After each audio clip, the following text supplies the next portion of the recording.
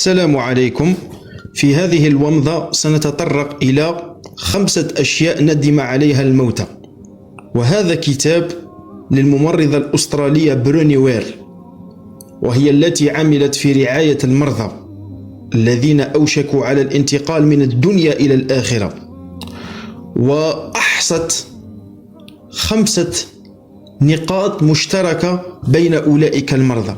ومن بين النقاط المشتركة كلهم أكدوا أنهم كانوا يتمنون لو أنهم ملكوا الشجاعة للتعبير عن مشاعرهم، خاصة لأولئك الذين يحبونهم حبا غير مشروط، أي لا حب مصلحة أو حب من أجل قضاء الحاجة، وإنما حبا غير مشروط. ولهذا يؤكد أولئك المرضى بأنهم ندموا عن كتمانهم لمشاعرهم حين ظنوا أن هذا الكتمان فيه السلام والنجاة من المشاكل، ولكن الحقيقة هذا الكتمان أدى إلى الكبت النفسي والمعنوي، ونتج عليه كثير من الأمراض، وعلى رأسهم الندم الذي تسلل إلى قلوبهم وهم على فراش الموت.